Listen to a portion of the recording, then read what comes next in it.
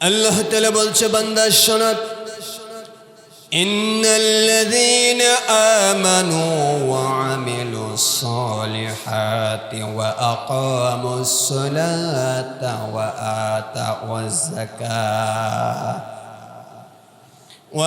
আতাউয যাকাতা লাহুম আজরুহুম ইনদা রাব্বিহিম ওয়ালা খাউফুন আলাইহিম ওয়ালা হুম ইয়াহজানুন।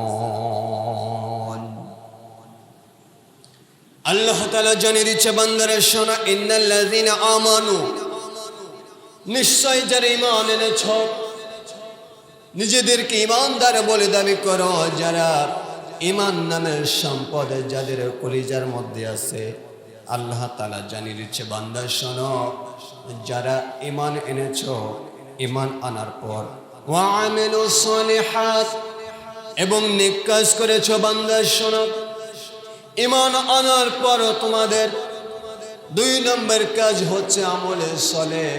তার মানে তোমরা ভালো ভালো কাজগুলো করেছো, নেক কাজগুলো তোমরা করেছো। আর নেক কাজ করার পর ওয়া আকামুস সালাহ, তোমরা নামাজ কায়েম করেছো, যথাযথ নামাজ পড়েছ, পরিবারে, সমাজে, রাষ্ট্রে নামাজ কায়েমের জন্য আন্দোলন করেছ, সংগ্রাম করেছ, নামাজ কায়েমের জন্য চেষ্টা করেছ। আল্লাহ তাআলা বলছে বান্দা শোনো, আল্লাহ তাআলা বলে ওয়া আতাউয যাকাত, এবং নামাজ কায়েমের পর যারা যাকাত আদায় করেছ, আল্লাহ তাআলা জানাচ্ছে বান্দা শোনো যারা ঈমান এনেছ, ঈমান আনার পরে নেক কাজ যারা করেছো, বান্দা শোনো নেক কাজ করার পরে যারা নামাজ কায়েম করেছো এবং যাকাত দিয়েছো, তাদের জন্য পুরস্কার রয়েছে একমাত্র আপনার আমার রব, মহান রব আল্লাহ সুবহানাহু ওয়া তাআলার কাছে। জোরে বলেন সুবহানাল্লাহ। আল্লাহ তাআলা জানিয়ে দিচ্ছে বান্দারে শোনো ওয়ালা খাউফুন আলাইহিম ওয়ালা হুম ইয়াহজানুন। আল্লাহ তাআলা বলছে আমার ওই সমস্ত বান্দাদের জন্য কোনো ভয় নাই এবং কোনো চিন্তা নাই। জোরে জোরে বলে সুবহানাল্লাহ। আল্লাহ তাআলা বলছে বান্দা তোমার কোনো ভয় নাই, তোমার কোনো টেনশন নাই, চিন্তা নাই, কখনো দুঃখিত হওয়া লাগবে না। কয়টা কাজ করলে? 4টা কাজ। 1 নম্বর ঈমান আনা লাগবে, 2 নম্বর নেক কাজ করা লাগবে, ভালো ভালো কাজগুলো করা লাগবে, আর 3 নম্বর বান্দা তোমাকে নামাজ কায়েম করা লাগবে, আর 4 নম্বর তোমার উপরে যদি যাকাত ফরজ হয় তোমাকে যাকাত দেওয়া লাগবে। এই 4টা কাজ যদি তুমি করতে পারো বান্দা শোনো আমি আল্লাহ সুবহানাহু ওয়া তাআলা আমার বক্তব্য হচ্ছে বান্দা তোমার কোনো টেনশন নাই, তোমার কোনো চিন্তা নাই, বরং আমার পক্ষ থেকে তোমাদেরকে পুরস্কার দেওয়া হবে। জোরে বলেন সুবহানাল্লাহ সুবহানাল্লাহ। তাহলে 1ম নম্বর শর্ত ঈমান নামের সম্পদ আপনার আমার আছে, তবে মাঝে মধ্যে ঈমানটা একটু নড়বড়ে হয়ে যায়, কারণ কখনো ঈমান বৃদ্ধি পায়, কখনো ঈমানটা একটু কমে যায়, কখনো ঈমানটা দুর্বল হয়ে যায়। আবার এমনও পরিস্থিতি আছে অনেক মানুষ ঈমান হারায় ফেলে। জোরে বলেন ঠিক কিনা আমার ভাইয়েরা? এমন ঈমান হলে হবে না, ঈমান হতে হবে পরীক্ষিত ঈমান। আপনি যত বিপদে পড়ুন না কেন, যতই সংকটের মধ্যে আপনি পড়ুন না কেন, সমস্ত বিপদ আপদকে সমস্ত কিছুকে উপেক্ষা করে আপনার ঈমানটাকে আপনাকে ধরে রাখতে হবে, ঈমানটাকে আপনাকে ধরে রাখতে হবে। মুসলমান ভাইয়েরা আমার লক্ষ্য করুন, আমি আমার বক্তব্যের দিকে যাব। তাহলে 1ম নাম্বার আমি যেটা বোঝানোর জন্য চেষ্টা করেছি, আল্লাহ তাআলা বলছে বান্দা শোনো 1 নাম্বার বান্দা নিশ্চয় যারা ঈমান এনেছো, ঈমান আনার পর যারা তোমরা নেক কাজ করেছো, আর নেক কাজ করার পর যারা নামাজ কায়েম করেছো, আর নামাজ কায়েমের পর যারা যাকাত আদায় করেছো, তাদের কোনো টেনশন নাই, তাদের কোনো চিন্তা নাই, ভয় নাই। জোরে বলেন সুবহানাল্লাহ।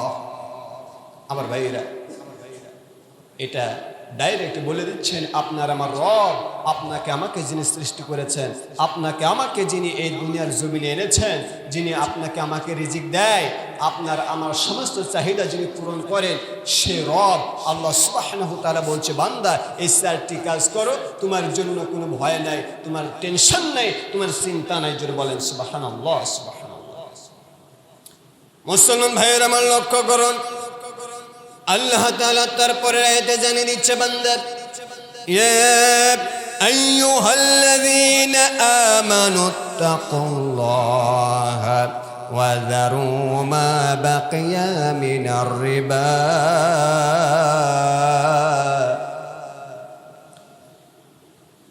আল্লাহ তাআলা জানিয়ে দিচ্ছে, বান্দারে, হে মুমিন বান্দারা শোনো, ঈমানদার বান্দারা শোনো, তোমরা এক আল্লাহ সুবহানাহু ওয়া তাআলা আমি আল্লাহ রাব্বুল আলামিন, তোমরা আমাকে ভয় করো, আমাকে ভয় করো বান্দা শোনো। আর আমাকে ভয় করার পর তোমরা সুদের যাবতীয় কাজকর্মগুলো তোমরা ছেড়ে দাও, সুদের বকেয়াগুলো তোমরা ছেড়ে দাও। জোরে জোরে বলেন কোথাকার। আল্লাহ বলছি, ইমানদাররা শোনো, তোমরা একমাত্র আমি আল্লাহ সুবহানাহু ওয়া তাআলা আমাকেই ভয় করো, আমাকে ভয় করে চলো, আর আমাকে ভয় করে তোমরা সুদের সমস্ত বকেয়াগুলো ছেড়ে দাও। যারা সুদের সঙ্গে সম্পর্কযুক্ত আছো তোমরা সুদ ছেড়ে দাও। বান্দারে তোমরা সুদ ছেড়ে দাও। আল্লাহ তাআলা বলছে, ইন কুনতুম মুমিনিন, যদি তোমরা মুমিন হয়ে থাকো, তোমরা যদি মুমিন হও রে বান্দা, একমাত্র আমি আল্লাহ তাআলা আমাকে ভয় করে সুদের সমস্ত বকেয়াগুলো তোমরা ছেড়ে দাও। জোরে বলেন সুবহানাল্লাহ। আল্লাহ সুবহানাহু ওয়া তাআলা বলছে, বান্দা সুদের সঙ্গে সম্পর্ক রাখা যাবে না। বান্দা সুদ হারাম, কবিরা গুনাহ। সুদের সঙ্গে তোমার সম্পর্ক থাকতে পারে না। তুমি যদি মুমিন হও, একমাত্র আমি আল্লাহ সুবহানাহু ওয়া তাআলা আমাকেই ভয় করা লাগবে, আর আমাকে ভয় করে তোমাকে সুদের কারবারগুলো ছেড়ে দেওয়া লাগবে। মুসলমান ভাইয়ের আমার লক্ষ্য করুন, কেন আপনি সুদ ছাড়বেন? সুদের কয়েকটি ভয়াবহতা রয়েছে। শুধু মারাত্মক অপরাধ, মারাত্মক অপরাধ, মারাত্মক গুনাহের কাজে সুদ। আমার ভাইয়েরা, সুদ খাওয়া যাবে না, সুদ দেওয়াও যাবে না, সুদের সঙ্গে কোনো সম্পর্ক রাখা যাবে না। কিন্তু বর্তমান সময়ে আপনার পরিবারের মধ্যে, আপনার সমাজের মধ্যে সুদের কারবার আছে না নাই? আছে না? আছে মানে কি? আজকে প্রত্যেকটা পরিবার সুদের সঙ্গে জড়িত। প্রত্যেকটা ফ্যামিলি, প্রায় অধিকাংশ ফ্যামিলি আজকে সুদের সঙ্গে সম্পর্ক রাখে। অথচ আল্লাহ বলছে, বান্দা শোনো, বান্দা শোনো, আমি আল্লাহ সুবহানাহু ওয়া তাআলা আমাকে যদি ভয় করে থাকো, আর তোমরা যদি মুমিন হও, তাহলে সুদগুলো ছেড়ে দাও। কোথাকার? আল্লাহ বলছে। দুনিয়ার কোন ডাক্তার 500 টাকা ভিজিট দিয়া, 700 টাকা ভিজিট দিয়া আপনি তাকে দেখাইলেন, আপনার শরীরটা একটু দেখাইলেন, আপনার দেহটা, আপনার শরীরটা আপনি দেখাইলেন, ডাক্তার সাহেব আপনার জন্য হালাল জিনিস হারাম করে দিল। আপনাকে বললো, আপনি যদি দীর্ঘ সময় সুস্থ থাকতে চান, আপনি ভালো থাকতে চান, তাহলে দয়া করে গরুর গোশ খাবেন না। আচ্ছা বলুন তো, গরুর গোশ আপনার আমার জন্য হালাল কি হালাল না? হালাল, 100% হালাল। শুধুমাত্র ডাক্তার নিষেধ করেছে, আপনি যদি একটু সুস্থ থাকতে চান তাহলে আপনাকে গরুর গোশটা ছেড়ে দেওয়া লাগবে। ডাক্তার বলার সঙ্গে সঙ্গে আপনি বাসায় আর গরুর গোশ কিনাই বন্ধ করে দিয়েছেন। আছে কি নাই? এমন লোক আছে না? গরুর গোশ কেনেন না। আমি একটা জিনিস আপনাকে বোঝানোর জন্য চেষ্টা করছি। দেখেন, বর্তমান সময়ে একজন 500 টাকা ভিজিটের ডাক্তার, 800 টাকা ভিজিটের ডাক্তার আপনাকে নিষেধ করেছে, আপনি যদি সুস্থ থাকতে চান তাহলে আপনাকে গরুর গোশ বাদ দিতে হবে, চর্বিযুক্ত খাবার বাদ দিতে হবে, তৈলাক্ত খাবারগুলো আপনাকে বর্জন করতে হবে।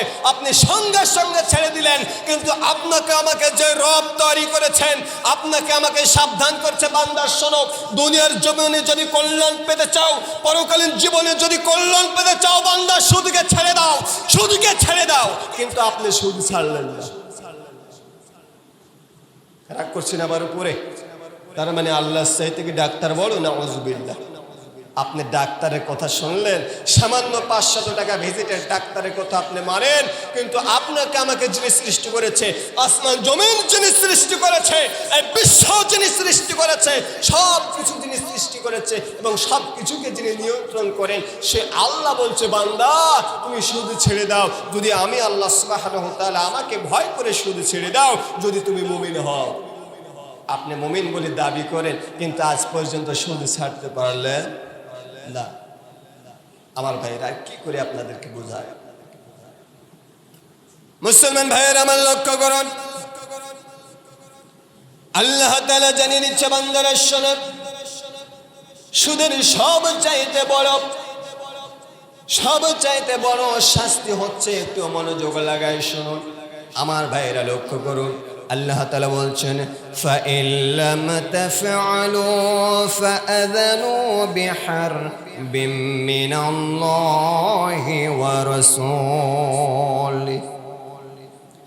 আল্লাহ তাআলা বলছে, বান্দারা শোনো, যদি তোমরা সুদটাকে না ছাড়ো, সুদটাকে যদি বর্জন না করো বান্দা, তাহলে সবচাইতে বড় অপরাধ হলো বান্দারে আমি আল্লাহ এবং আমার রাসূলের সঙ্গে যুদ্ধ করার জন্য প্রস্তুতি গ্রহণ করো। জোরে বলেন নাউযুবিল্লাহ। আল্লাহর সঙ্গে যুদ্ধ করা সম্ভব, রাসূলের বিরুদ্ধে যুদ্ধ করা সম্ভব। আল্লাহ ডাইরেক্ট কুরআনুল কারীমের মধ্যে বলছে, বান্দা শোনো, তোমরা যদি সুদ ছাড়তে না পারো, নিজেকে মুমিন বলে দাবি করো অথচ সুদ ছাড়ো না, তোমরা যদি সুদ ছাড়তে না পারো, তাহলে আমি আল্লাহ সুবহানাহু ওয়া তাআলা আর আমার রাসূলের বিরুদ্ধে তোমরা যুদ্ধ করার জন্য প্রস্তুতি গ্রহণ করো। জোরে বলেন নাউযুবিল্লাহ। মুসলমান ভাইয়েরা আমার লক্ষ্য করুন, এই জন্য আমি আপনাকে বলি, অবশ্যই আপনাকে সুদ ছাড়া লাগবে। 1 নম্বর, সুদের যে কারণটা আল্লাহ সুবহানাহু ওয়া তাআলা জানিয়ে দিচ্ছে, বান্দা তুমি ঈমানদার বলে দাবি করো, তুমি মুমিন বলে দাবি করো, আমি আল্লাহ সুবহানাহু ওয়া তাআলা আমাকে ভয় করে তুমি সুদটাকে ছেড়ে দাও। যদি সুদ ছাড়তে না পারো, তাহলে আমি আল্লাহ তাআলা এবং আমার রাসূলের বিরুদ্ধে জিহাদ করার জন্য তোমরা প্রস্তুতি গ্রহণ করো। জোরে বলেন নাউযুবিল্লাহ। এটা হচ্ছে সুদের সবচাইতে বড় গুনাহ। মুসলমান ভাইয়েরা আমার লক্ষ্য করুন, 2 নম্বর, যে সমস্ত মানুষগুলো সুদ খায়, সুদের সঙ্গে যাদের সম্পর্ক রয়েছে, এই সমস্ত মানুষদেরকে কিয়ামতের কঠিন মুসিবতের সময় আমার আল্লাহ তাআলা ডাক দিয়ে বলবে, বান্দারে দুনিয়ার জন্য তোমাদেরকে কোরআন খুলে খুলে তাফসীর করা হয়েছে, জুমার আলোচনায় তোমাদেরকে সুদের ভয়াবহতা সম্পর্কে জানানো হয়েছে, তাফসীরের মাহফিলে জানানো হয়েছে, হাদিস পড়িয়ে পড়িয়ে কুরআন শুনিয়ে শুনিয়ে তোমাদেরকে সতর্ক করার জন্য চেষ্টা করা হয়েছে, তারপরেও তোমরা শুধু ছাড়ো নাই রে বান্দা। আজকে কিয়ামতের কঠিন মুসিবতের সময় ওই সুদখোর বান্দাগুলো আমার সামনে চলে আসো, তোমাদের যাবতীয় যত সরঞ্জামগুলো আছে সব কিছু নিয়ে আমি আল্লাহ তাআলা আমার বিরুদ্ধে যুদ্ধ করার জন্য প্রস্তুতি গ্রহণ করো। জোরে বলেন নাউযুবিল্লাহ। এর সাথে লজ্জার কিছু আছে? বলেন। আরে ভাই, কিয়ামতের কঠিন ময়দানে আপনার নাম ধরে ডাকা হবে না, ওই সুদখোর শোন, দুনিয়ার জমিনে তোকে কত সতর্ক করা হয়েছে, সুদের বিরুদ্ধে কথা বলা হয়েছে, সুদ সম্পর্কে তোমাকে সতর্ক করা হয়েছে, সচেতন করা হয়েছে। সুদখোর তুমি শোনো নাই, আজকে কিয়ামতের ময়দানে আমার সামনে দাঁড়িয়ে যাও, তোমার যত প্রয়োজনীয় জিনিস আছে, অস্ত্রপাতি যা আছে সব কিছু নিয়ে আমার সামনে দাঁড়িয়ে যাও, আমি আল্লাহ সুবহানাহু ওয়া তাআলা আমার সামনে তোমাকে আজকে যুদ্ধ করা লাগবে। জোরে জোরে বলেন নাউযুবিল্লাহ। সম্ভব? কিয়ামতের ময়দানে যদি আপনাকে সুদখোর বলে একটা ডাক দেওয়া হয়, খুব মজা লাগবে নাকি বলেন? খুব মজা লাগবে? খারাপ লাগবে? আমার ভাইয়েরা লক্ষ্য করেন, শুধু তাই নয় মুসলমান ভাইয়েরা আমার, সুদের ভয়াবহতা 3 নম্বর ভয়াবহতা হচ্ছে কিয়ামতের কঠিন মুসিবতের সময় আমার আল্লাহ তাআলা ওই সুদখোর বান্দাকে পাগল অবস্থায় কিয়ামতের ময়দানে উঠাবে। জোরে বলেন নাউযুবিল্লাহ। আপনি মনে করেন যারা সুদ খায়, টাকার পাহাড়, টাকার কোনো শেষ নাই, সম্পদের কোনো শেষ নাই, বাড়ি গাড়ির কোনো শেষ নাই, সুন্দর সুন্দর পোশাক পরে, দামি দামি পোশাক পরে, সুন্দর সুন্দর সেন্ট লাগায়া দুনিয়ার জমিনে বিলাসিতার জীবন যাপন করে। আপনার চোখে দুনিয়াতে তাকে দেখতে ভালো হতে পারে, কিন্তু কিয়ামতের ময়দানে বিশ্বনবী রাসূল সাল্লাল্লাহু আলাইহি ওয়াসাল্লাম বলছেন, কিয়ামতের ময়দানে ওই সুদখোর বান্দাকে পাগল অবস্থায় উঠানো হবে। জোরে বলেন না আউযুবিল্লাহ। পাগল অবস্থা। অন্য হাদিসের মধ্যে আসছে, বান্দা নিজের গলাটা নিজে চাপ দিয়ে ধরবে। পাগল যেমন করে, নিজের গলাটা নিজে চাপ দিয়ে ধরবে, এমন মনে হবে যে বান্দার গলায় ফাঁস লাগায়া কিয়ামতের ময়দানে উঠানো হচ্ছে। এখন বলেন, এত লাঞ্ছিত অবস্থায়, পাগল অবস্থায় আপনি আমি কেউ উঠতে চাই কিয়ামতের ময়দানে? চাই না। যদি না চাই তাহলে সুদ থেকে বেরিয়ে আসতে হবে। মুসলমান ভাইয়ের আমার লক্ষ্য করুন, 4 নম্বর সুদের ভয়াবহতা হলো, 4 নম্বর সুদের ভয়াবহতা হলো যে এলাকার সুদখোরের সংখ্যা বেড়ে যায়, যে এলাকার মধ্যে সুদখোরের সংখ্যা বেড়ে যায়, ওই এলাকার মধ্যে আল্লাহ রাব্বুল আলামিনের পক্ষ থেকে একের পর এক আযাব নাজিল হতে থাকে। জোরে বলেন না আউযুবিল্লাহ। আপনার আমার এত শাস্তি কিসের জন্য এত শাস্তি? আপনি লক্ষ্য করে দেখুন, আপনার এলাকায় সুদের ভয়াবহতা একেবারে ছড়িয়ে পড়েছে। সুদ একটার পর একটা ছড়িয়ে পড়েছে। সুদ আর সুদ। আমার এলাকায় আছে সুদের কারবার, আছে না নাই? প্রত্যেকটা জায়গায় আছে। মুসলমান ভাইরা আমার, তাহলে আল্লাহ সুবহানাহু ওয়া তাআলার নবী রাসূল আরবি সাল্লাল্লাহু আলাইহি ওয়াসাল্লাম জানিয়ে দিয়েছে, শোনো দুনিয়ার মানুষেরা, সুদখোরেরা শোনো, তোমাদের জন্যই আল্লাহর জমিনে একটার পর একটা আযাব নাজিল হতে থাকে, একটার পর একটা আযাব নাজিল হতে থাকে। যে এলাকার মধ্যে সুদখোরের সংখ্যা বেশি, সে এলাকার মধ্যে আযাব বেশি। তবে মনে করতে পারেন আযাব শুধুমাত্র সুদখোরের যারা পাপাচার তাদের উপরেই হবে, এমনটা নয়। সে আযাবের মধ্যে ভালো মানুষগুলোই শামিল হবে। খালি সুদখোর থাকবে না, জেনাকার থাকবে না, সমাজের ভালো মানুষগুলো ওই আযাবের মধ্যে নিমজ্জিত হয়ে যাবে। তাহলে সুদের 4 নম্বর ভয়াবহতা আমি কি বললাম?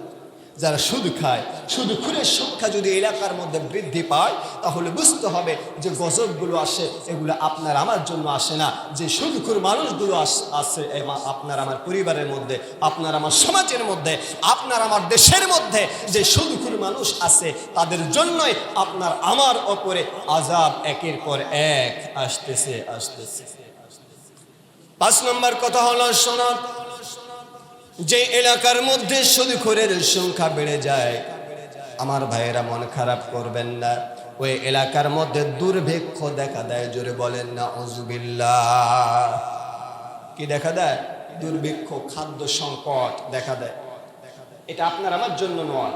যারা সুদ খায়, এই সুদখোরের সংখ্যা যে এলাকায় থাকবে, পরিমাণে বেশি থাকবে, তাদের জন্যই খাদ্যাভাব দেখা দিবে, সংকট দেখা দিবে, অনাবৃষ্টি দেখা দিবে। অনাবৃষ্টির কারণে ফসলের ক্ষয়ক্ষতি দেখা দিবে। বর্তমান সময় দিচ্ছে কি দিচ্ছে না? কেন দিচ্ছে? একটাই কারণ, আপনার আমার এলাকার মধ্যে সুদখোরের সংখ্যা বেশি। আপনি দেখেন, প্রত্যেকটা মানুষ ইচ্ছাকৃতভাবে হোক, অনিচ্ছাকৃতটা বাদ দিলাম, ইচ্ছাকৃতভাবে সুদের সঙ্গে জড়িত। আমার ভাইরা লক্ষ্য করুন, 6 নম্বর রাসূল আরবি সাল্লাল্লাহু আলাইহি ওয়াসাল্লাম যখন মেরাজের রজনীতে জান্নাত এবং জাহান্নাম ভ্রমণ করছিলেন, এমন সময়ে লক্ষ্য করে দেখলেন একজন ব্যক্তির পেটটা অনেক বিশাল আকার ধারণ করেছে, অনেক বড় হয়ে গেছে। বান্দার পেটটা অনেক বড়, বিশাল আকারে পেট ধারণ করেছে, আর পেটের বাহির থেকে পেটের মধ্যে বিষাক্ত সাপ, অজগর সাপগুলো দেখা যায়। রাসূল আরবি সাল্লাল্লাহু আলাইহি ওয়াসাল্লাম জানিয়ে দিলেন, জিবরাইল শোনো, এই ব্যক্তিটার পেট এত বড় কেন, এত বিশাল কেন, আর পেটের মধ্যে এত বিষাক্ত সাপ কেন? জিবরাইল আলাইহিস সালাম সেই দিন জানিয়ে দিয়েছিলেন রাসূল আরবি সাল্লাল্লাহু আলাইহি ওয়াসাল্লাম, ইয়া রাসূলুল্লাহ, ইয়া হাবিবাল্লাহ, আপনি শুনুন, এই ব্যক্তিটার এত শাস্তি হওয়ার কারণ হলো এই ব্যক্তিটা দুনিয়ার জমিনে ছিল 1 নম্বরে সুদখোর। আমার ভাই, আপনার পায়ে হাত দিয়ে কথা বলছি আজকে, এখনো যদি সুদের সঙ্গে সম্পর্ক রাখেন, ছিন্ন করে ফেলেন। অথবা কিয়ামতের কঠিন মুসিবতের ময়দানে যাওয়ার আগেই আপনার পেটটা বিষাক্ত সাপে ভরপুর হয়ে যাবে। আপনার পেটটা বিষাক্ত সাপে ভরপুর হয়ে যাবে, আপনাকে অনেক কষ্ট করে লাগবে, আপনার পেটটা অনেক বড় হয়ে যাবে আমার ভাইরা। কারণ দুনিয়ায় যে সম্পদগুলো আপনার পেটের মধ্যে ঢোকান না সুদের টাকায়, এগুলো কোনো সম্পদ নয়, এগুলো জাহান্নামের একটা সাপ আপনার পেটের মধ্যে ঢুকে। জোরে বলেন নাউযুবিল্লাহ। মুসলমান ভাইয়ের আমার লক্ষ্য করুন, 7 নম্বর, সুদের ৭০টা বড় বড় শাখা রয়েছে। সুদের ৭০টা শাখা রয়েছে আমার ভাইয়েরা। ৭০টা শাখার মধ্যে সবচাইতে যেটা ছোট শাখা সেটা হচ্ছে নিজের মায়ের সঙ্গে জিনা করা। জোরে বলেন নাউযুবিল্লাহ। সুদের ৭০টা শাখা সবচাইতে ছোট শাখা হচ্ছে নিজের মায়ের সঙ্গে জিনা করা। জোরে বলেন না নাউযুবিল্লাহ। আমার ভাইয়েরা, নিজের বোনের সঙ্গে যদি অন্য কেউ জিনা করে মেজাজ ঠিক রাখা যায় না। নিজের কোনো নিকট আত্মীয়র সঙ্গে যদি অন্য কেউ জিনা করে মেজাজ ঠিক রাখা যায় না। অথচ যারা সুদ খায়, যারা সুদখোর, এই সমস্ত মানুষগুলো সুদের ৭০টা শাখার মধ্যে সবচাইতে ছোট শাখা হচ্ছে মায়ের সঙ্গে জিনা করা। তার মানে তারা প্রতিনিয়ত মায়ের সঙ্গে জিনা করে। জোরে বলেন না নাউযুবিল্লাহ। আমার ভাইয়েরা, এখনো যুবক ভাইয়েরা তোমরা শোনো, তোমার বাবা যদি সুদ খায় তুমি এখনই নিষেধ করে দাও, বাবা আমার বছরে 5টা প্যান্ট লাগতো, আর 5টা প্যান্ট লাগবে না, পারলে 1টা দিও 2টা দিও, এতেই চলবে, কিন্তু সুদটা ছেড়ে দাও। এই যুবক তোমার ভাইকে বলো, ভাই তুমি যে আমার পড়াশোনায় খরচ চালাও না, তুমি আমাকে বছরের পর বছর, মাসের পর মাস হাজার হাজার টাকা আমার পিছনে খরচ করো পড়াশোনার জন্য। এত টাকা খরচ করা লাগবে না ভাই, আমার পড়াশোনার দরকার নাই, পড়াশোনার দরকার নাই, সামান্য কিছু দিলেই হবে, তুমি সুদটাকে ছেড়ে দাও। আমি মাদেরকে জানিয়ে দেব, মা তোমার স্বামীকে এখনো বলো যে আমার বছরে 5টা শাড়ির দরকার নাই, 10টা শাড়ির দরকার নাই, আমার বিলাসিতার জীবন দরকার নাই। মা তোমার স্বামীকে তুমি বলে দাও তুমি সুদটাকে ছেড়ে দাও, জঘন্যতম পাপগুলোকে ছেড়ে দাও। আমার বোনদেরকে বলবো, বোন তোমার ভাইকে, তোমার আত্মীয় স্বজনকে তুমি বলো যে আমাদের বিলাসিতার জীবন দরকার নাই, সামান্যতম কোনো কিছু খেয়ে পরে দিন গেলেই চলে যাবে, কিন্তু তুমি সুদটাকে ছেড়ে দাও। সুদ ছাড়তে হবে আমার ভাইয়েরা। টাইম একেবারে শেষ, তারপরও আরো কয়েক মিনিট লেগে যাবে, কারণ এই বিষয়টা আজকে শেষ করে দেব। মুসলমান ভাইয়েরা আমার লক্ষ্য করুন, 8 নম্বর কথা হলো সুদের ভয়াবহ আযাব হচ্ছে 8 নম্বর। একটু মনোযোগ লাগায় শুনুন, যারা সুদ খায় তাদের জন্য দুনিয়া এবং আখিরাত দুটাই ধ্বংস। জোরে বলেন নাউযুবিল্লাহ। তাদের জন্য দুনিয়া ধ্বংস এবং আখিরাত ধ্বংস। বাহ্যিকভাবে দেখা যায় সুদখোর লোকটা খুব ভালো আছে, কিন্তু না, আপনি তার সঙ্গে 2 একদিন মেশেন, দেখবেন এত মনের দিক থেকে এত অশান্তি, ঘুমের ট্যাবলেট ছাড়া তার চোখে ঘুম আসে না। আমার ভাইয়ের, আমি সেই দিকে যাব না, লম্বা আলোচনা সংক্ষিপ্ত করে দিলাম, একটু মনোযোগ লাগে শুনুন। সুদের 9 নম্বর ভয়াবহতা হলো কিয়ামত পর্যন্ত আমার ভাইয়েরা কোন সুদখোর ব্যক্তি যারা সুদ খায় রক্তের নদীতে হাবুডুবু খেতে থাকবে, সাঁতার দিতে থাকবে। যে মানুষগুলো সুদ খায় মৃত্যুর পর কবর থেকে শুরু হবে আর কিয়ামত পর্যন্ত রক্তের মধ্যে সাঁতার দিতেই থাকবে, দিতেই থাকবে, কখনো কুল কিনারা খুঁজেই পাবে না। আমার ভাইরা লক্ষ্য করুন, 1 নম্বর যারা সুদ খায়, 2 নম্বর যারা সুদ দেয়, 3 নম্বর যারা সুদের লেখালেখি করে, 4 নম্বর যারা সুদের সাক্ষী হয়ে যায়। আমার ভাইয়েরা সকলের সমান অপরাধী। আল্লাহ রাব্বুল আলামিনের রাসূল আরবি সাল্লাল্লাহু আলাইহি ওয়াসাল্লাম জানিয়ে দিয়েছে, রাসূলের পক্ষ থেকে তাদের উপরে প্রতিনিয়ত অভিশাপ বর্ষণ হতে থাকে। জোরে বলেন নাউযুবিল্লাহ। তাহলে 1 নম্বর যারা সুদ খায়, 2 নম্বর যারা সুদ দেয়, 3 নম্বর যারা সুদের লেখালেখি করে, আর 4 নম্বর যারা, আমার ভাইয়েরা কি 4 নম্বর কথা হচ্ছে যারা সুদের সাক্ষী হয়। রাসূল আরবি সাল্লাল্লাহু আলাইহি ওয়াসাল্লামের পক্ষ থেকে তাদের উপরে অভিশাপ বর্ষণ হতেই থাকে, হতেই থাকে, হতেই থাকে। জোরে বলেন নাউযুবিল্লাহ। আমার ভাইরা লক্ষ্য করুন, 11 নম্বর কথা হলো সুদের সামান্যতম অপরাধ সুদের সামান্যতম গুনাহ করার কারণে একবার নয়, দুইবার নয়, 36 বার জিনা করার সমান। জোরে বলেন নাউজুবিল্লাহ। সামান্যতম সুদ খেয়েছে, 36 বার জিনা করার সমপরিমাণ গুনাহ আপনার আমলনামায় লেখা হয়েছে। তার মানে সামান্যতম সুদ খেলে 36 বার জিনা করার সমান অপরাধী আপনি হয়ে গেল। তাহলে সুদ খুব ভালো জিনিস, এই সুদটাকে বর্জন করতে হবে, সুদ থেকে বেরিয়ে আসতে হবে। আমার ভাইয়েরা, 4 শ্রেণীর মানুষের উপরে রাসূল আরবি সাল্লাল্লাহু আলাইহি ওয়াসাল্লাম জানিয়ে দিয়েছে, আল্লাহর হক হচ্ছে 4 শ্রেণীর মানুষকে জান্নাত না দেওয়া। এটা আল্লাহর অধিকার যে আমি 4 শ্রেণীর মানুষকে জান্নাত দেব না। তার প্রথম নাম্বার হচ্ছে কে জানেন? সুদখোর। সুদখোরের জন্য জান্নাত হারাম, জান্নাত হারাম, জান্নাত হারাম। দ্বিতীয় নাম্বার হচ্ছে যারা এতিমের সম্পদ ভক্ষণ করে, তাদের জন্য আল্লাহর তৈরি বিশাল জান্নাত হারাম। এবং 3 নম্বর হচ্ছে যারা মদ পান করে, তাদের জন্য আল্লাহর তৈরি বিশাল জান্নাত হারাম। আর যারা পিতামাতার অবাধ্য, 4 নম্বর যারা পিতামাতার অবাধ্য, তাদের জন্য আল্লাহর জান্নাত হারাম, হারাম, হারাম।